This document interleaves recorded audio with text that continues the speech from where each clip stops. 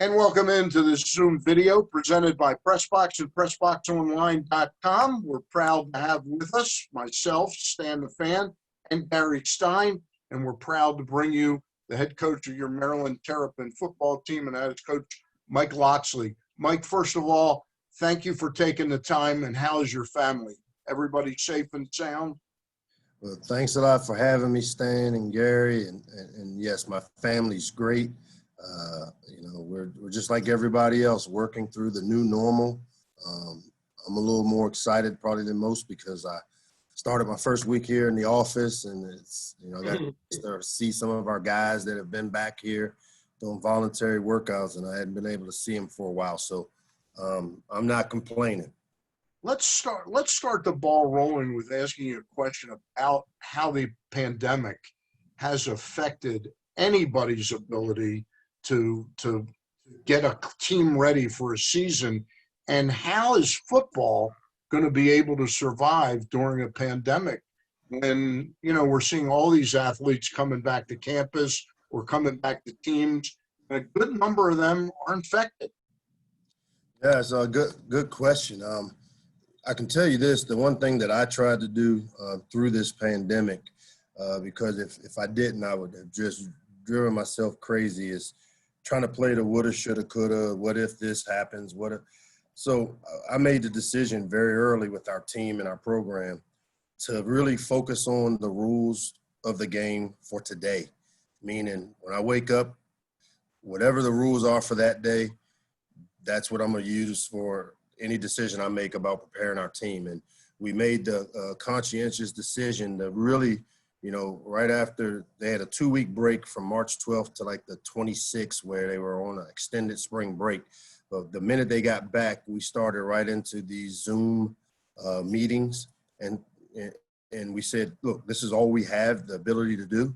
Well, let's make sure we put all of our energies and efforts into making sure that from a mental standpoint, we have a team that knows what to do, how to do it, and what type of effort we want it done with. And so we put a lot of energy and effort in the teaching part of our jobs. I always said coaches are like teachers.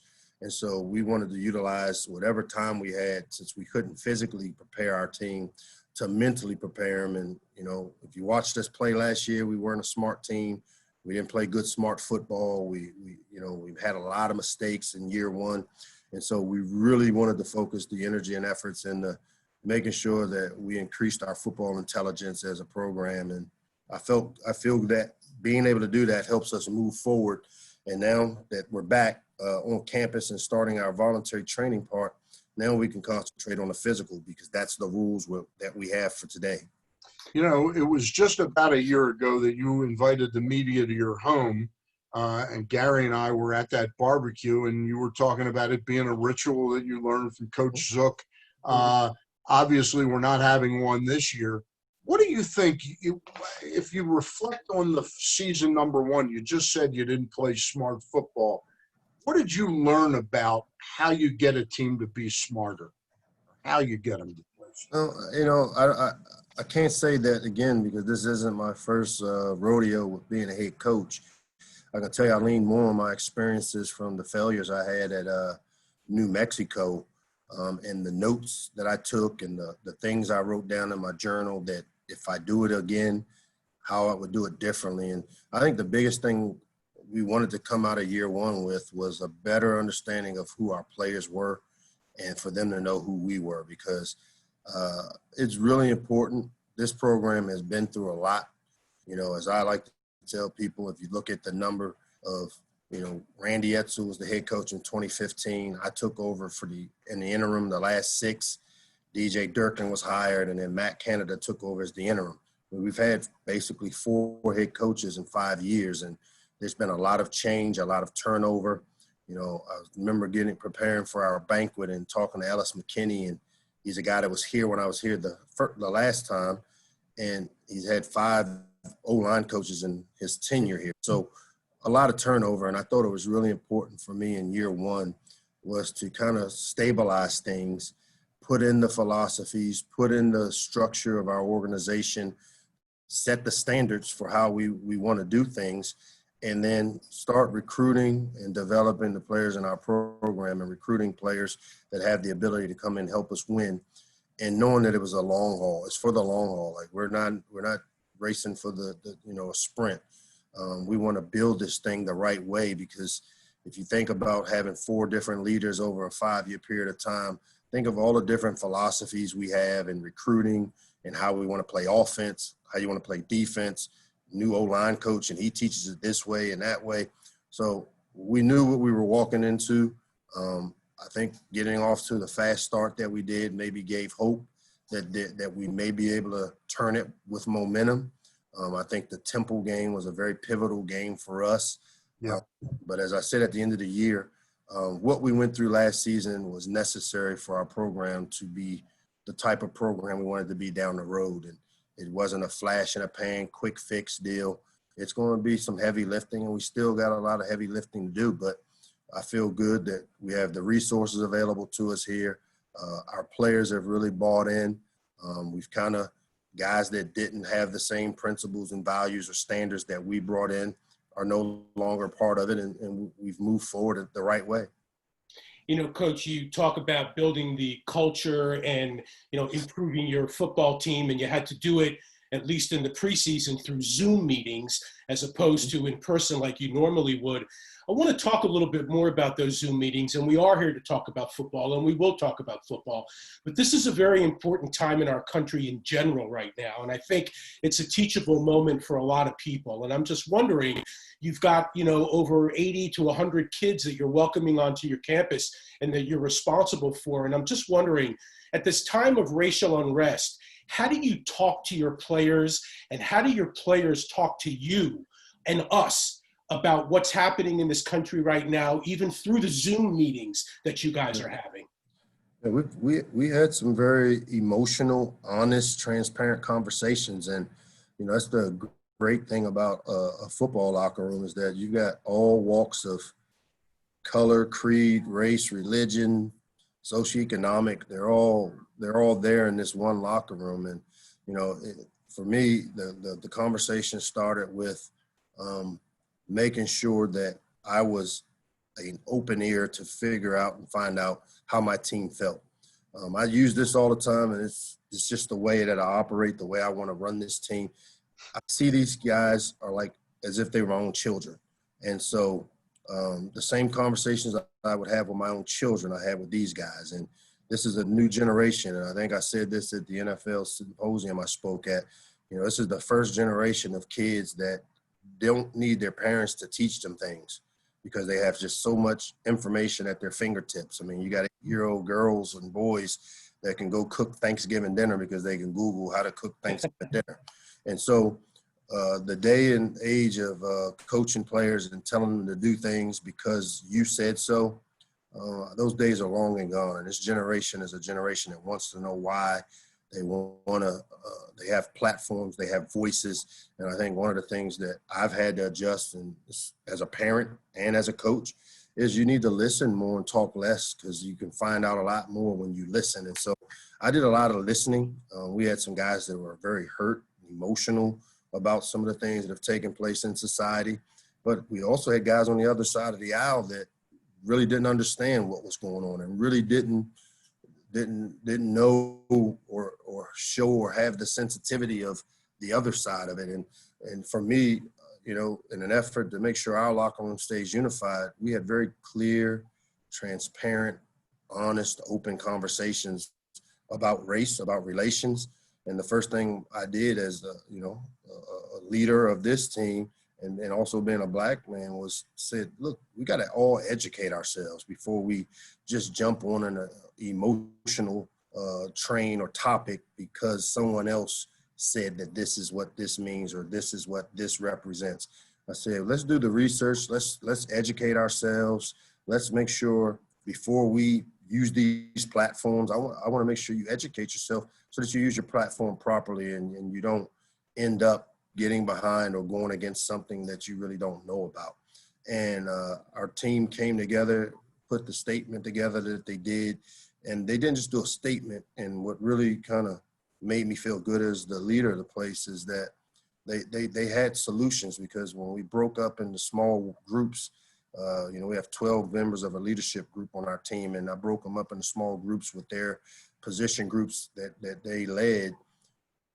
I wanted them to write down their emotions. I wanted them to write down how they felt, and I wanted them to write down some solutions to the problems that have affected us, our society.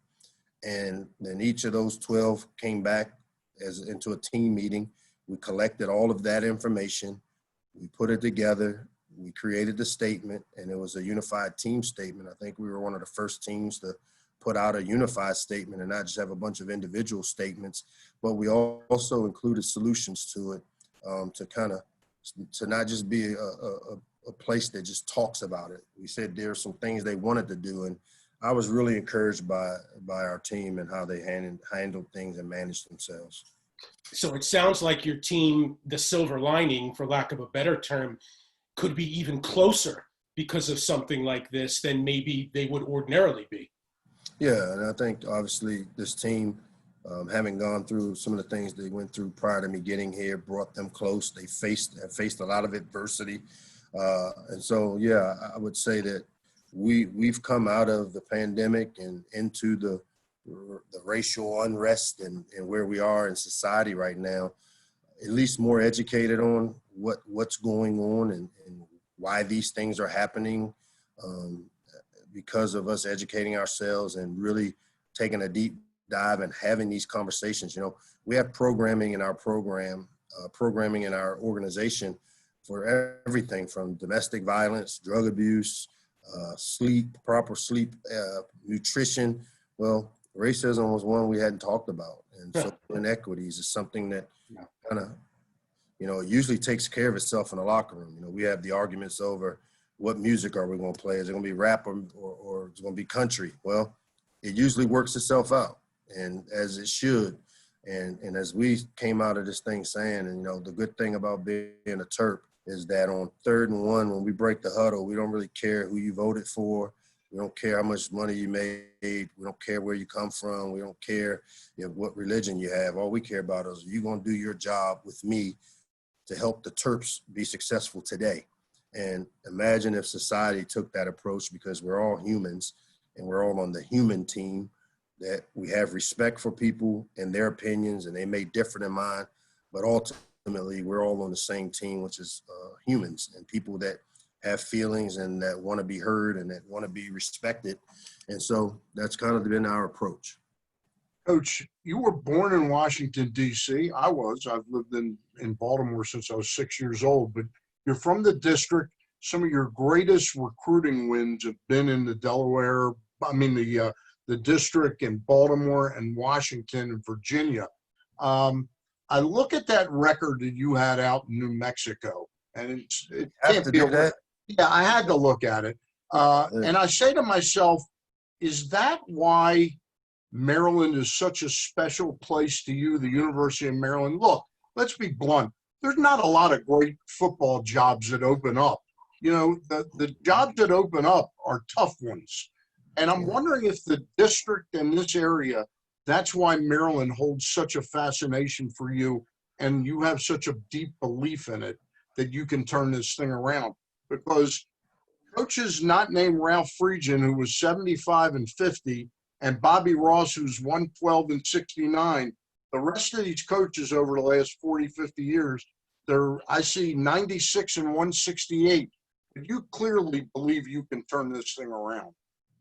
Yeah, one, because I'm by nature I'm a builder. Look at beyond just the New Mexico record as a head coach, which I own it. As I've tried to tell people, I try to erase that from my hard drive, but Bill Parcells once said, "You are your record." And so I will tell you this. I mean, I feel like the 2 years and 4 games I had at New Mexico has done more for my ability to be a better leader and better coach here at Maryland than the 3 years and the national championship I won at Alabama. Because you learn so much more from failure than you do from winning. Now, I did learn at Alabama how even when you win, you can still find, and there are still things within winning that you can concentrate your efforts on. But I take the 2 years and 4 games that I had at New Mexico and have really helped me with the transition here to Maryland. I'm also a huge believer that, you know, I've been here and have had success. I was here from 97 to 2000 under Ron Vanderlinden, where we recruit and developed a team that we finished back-to-back 5 to 6 years, and then he was let go. And then Ralph Friesen came in at the right time, and he took a team that had been right on the cusp. He took them to the top of the mountain in 1 year because he, one, taught us how not to beat ourselves. You know, good teams don't beat themselves. And so that's been part of my philosophy. Obviously, seeing the Maryland fruition, seeing Maryland, what I call the Renaissance years, where we came back and Ralph won 30 games in his first 3 years, mostly with guys that were here in the program already. And then I went to Illinois as a lead assistant, as the offensive coordinator. And we took our lumps the first couple of years. In year 3, we go play in the Rose Bowl. I look at the Florida transition when I went down from Maryland to Florida with Ron Zook, and we had kind of 8-5 type of records. We recruited really well, and then, you know, we got let go after 3 years, but Urban Meyer, within his first 2 years, won a national championship and won back-to-back championships, I think, with a lot of the nucleus of the teams that we had brought there. And not to take away from Ralph or Urban, because they obviously taught those teams and developed them into becoming championship teams. But my experiences of being a part of building these type of programs and understanding the recipe it takes is what led me to say, hey, leave a really good job at Alabama to come home. This is the only job I ever coveted. I can remember when Ralph Friesen got the job and I was a young assistant. He brought me in and he asked me what my goals and aspirations were as a young coach. I said, I want to be the head coach at Maryland. And he kind of looked at me and was like, while I'm here. So it's a joke for him, but that's been, you know, I grew up a Terp fan. I grew up in the parking lots of the old Bird Stadium, now Maryland Stadium, the old Cole Fieldhouse games. It was my hometown college team, since we didn't have one in D.C., that I grew up following. And the team I followed were the Bobby Ross mid-'80 teams, because that's when I was a teenager and young adolescent. And all I knew was the good Maryland piece of it and seeing the success that he had. So in my mind, I always envisioned the good Maryland that I knew, came to love as a child, and then having success as a young assistant, that there's no doubt in my mind I knew that we could win here. Obviously, we have some challenges here that because I know the place, I'm able to maybe get it done a little quicker than what what most people would hope. Gary, we got about 5-6 minutes with Yeah. Coach. Why don't you pose 1 or 2 quickies, and then I'll get one in. Final question for you from me, Coach, is, you know, you talk about Ralph and his success, 33 wins in those first 3 years. It certainly didn't hurt that he had a great lefty quarterback who played the kind of game that he wanted to have played. I'm talking about Scott McBrien. My point and my question is, when the news broke that a quarterback by the name of Tagovailoa was potentially coming to the University of Maryland, I think Terps fans all of a sudden said, wait, what? You know, and it turns out that it's not Tua, it's his brother, who's a pretty good quarterback in his own right. Just talk a little bit about that, what it took, what it means, and how you think the future will go. Yeah, I mean, obviously, I played a part in recruiting Talia down to Alabama. You know, my last year there, he came in as I was leaving out, but, you know, obviously the recruiting process is a 2-year window. I was serving as the offensive coordinator there, and, you know, the success that we had with Tua in this system that we run. You know, I think, again, I go back to recruiting Vernon Davis to Maryland, and then Vaughn playing for me at Illinois. You know, I think if you do a good job and you follow through on things you say in recruiting that will happen and that you will do, that it's easy for the brother to say, hey, go play for him. You know, I think it was a unique situation with Leah that, you know, for whatever reason, he wanted to transfer. And he's a good player, a kid that he threw for over 14,000 yards in high school, one of the top high school quarterbacks. And this is in 2 different states. He did it in Hawaii, and then he transferred over to Alabama to Thompson, which is one of the top schools in that area, and it wasn't the top school when he went there. He wound up beating Hoover and some really big-time schools, going to state championships. So a kid that his body of work shows that he's very capable of being a good quarterback. What it took, I think, obviously, the success that Tua had played a huge role when he decided to get into the transfer portal. And the fact that we had a great quarterback situation. I mean, we've got 2 quarterbacks on scholarship. One's a senior per se, and Josh Jackson has a 1 year of eligibility left. You had a young quarterback. We lost 3 quarterbacks to the transfer portal. Quarterbacks want to go where they're going to have opportunities to play. And we had a good situation, and the timing fit perfectly with him entering the portal, us having a scholarship available, and us being able to take him. And it didn't help that the family had a lot of faith and belief in me based on the experiences we had with Tua. Coach, and again, we really appreciate your time doing this Zoom because we know how busy you are right now. I'm just wondering, I was reading up a little bit how you kind of took Nick Cross from Florida State and maybe Alabama or Auburn, and now this year you took a wide receiver, Raheem Jarrett, from LSU. What is it that you have? I know you're a pretty charismatic figure, but what is it that you have that you can sell this caliber of player? And I know it's going to take many more players like this to build what you want to build, but what's your sales pitch? One, it's got to start with the product that we have to sell. The University of Maryland. We're located in the 4th largest media market.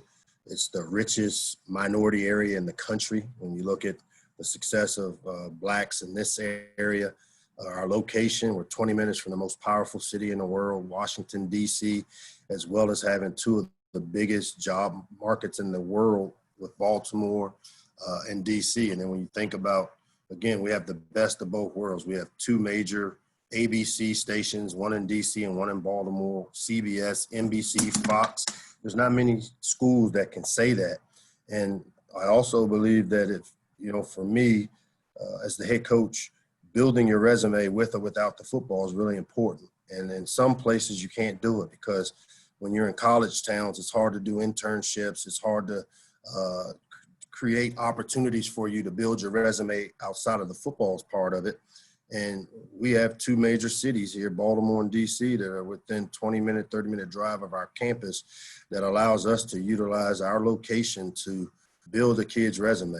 Ellis McKinney worked down on Capitol Hill for Ben Cardin, would leave here, work out in the morning, get on the Metro down the street, go work for a half a day, get back on Metro, come here and work out. Well, you can't do that at Alabama because in Tuscaloosa, there's not a lot of commerce or not a lot of businesses or things for you to be able to build your resume. So to me, those are the things you can sell. How do we get kids like Raheem Jarrett and Stephon Diggs and Sean Merriman and Vernon Davis and, all these guys that have come here? It starts with third-party validation. When players that have played for you or played for me have the ability to say, you know what, everything that Locke says he's going to do, if he tells you he's going to get you a mentor that's a CEO of a company to be your mentor for 4 or 5 years, he's going to do it. If he tells Miss Adeline Davis that he's going to take Vontae to church every Sunday, Vontae went to church every Sunday. When he tells you you're going to graduate and get a meaningful degree, and if you step out of line, he's going to put his foot in your butt, but he's still going to hug you and love you. Locke's So the third-party validation of good players being able to say, I trust Locks and his program because look at me. And I've had a lot of success with kids from the DMV area that have changed and created generational wealth for them because they made decisions to come play for me wherever I've been. And what a better place here than to be here at Maryland and be in the backyard of so many talented football players that they don't have to leave to go to Tuscaloosa or Gainesville, Florida, or Champaign, Illinois to do it. We can do it right here at home at the crib, as we like to say. Coach, I know I'm 2 minutes over. I got one more quickie for you, and that is in the Big Ten, Is it important that Maryland develops a rivalry with Penn State where that becomes the game that the fans can rally around? And where do you stand on playing the Naval Academy every 3 or 4 years? Another game that fans would be passionate in the area about.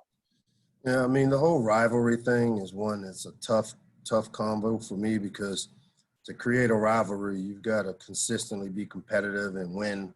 And to me, we have some work to do there at Penn State. Obviously, if you look at the history of the series, it'd be tough to make it a rivalry or say it's a rivalry. And I tell you that it's a game because they're right next to us, and they come down here and recruit, and they have a lot of players like, having been a part of some rivalries. I've coached at Army and Navy. I've been a part of the Army Navy. I've coached at Alabama. I know what Alabama Auburn's like. I've coached at Florida. I've seen Florida, Georgia. We got some work to do to create a rivalry, but what makes it an interesting game for our players isn't about the wins and losses, but it's the teammates that they've played against here in the state that they come here and recruit. The history of the Big 33 All-Star game. So, it's not a rivalry yet. It's not something that I'm going to concern myself with trying to create a rivalry. I just want to create a winning football program, and you'll find pretty quickly you'll start picking up rivalries all over the place if you can get some W's. And so as far as the Naval Academy goes, having spent time at the Naval Academy, I have so much respect for the job that Kenny does down there and those service academies. Again, I worked at Army at West Point, was part of their 96 team that won the Commanders-in-Chief trophy. I spent 2 years in the Naval Academies program where I was up at the Naval Prep School up in Newport, Rhode Island, and was a part of that organization. So a lot of respect for them. Our administration does a good job of putting scheduling together. I can tell you, I don't like playing the Naval Academy because I don't want to prepare for the triple option. And, I was in Alabama and we played the Citadel, and at halftime the score was 14-10. And, I had a long, slow walk to the locker room because we barely had the ball on offense, and I knew we were going to be limited based on how they played. So am I saying I will knock down the door to play them? Not really, but if our administration decided that playing Navy was good for Maryland, of course I would. Coach, I got my fingers crossed that we can have a barbecue next summer at your house again, and it's after a winning season this year. Best of luck to you and your team and your family. Thank you very much. Really enjoyed it. Appreciate you guys for having me.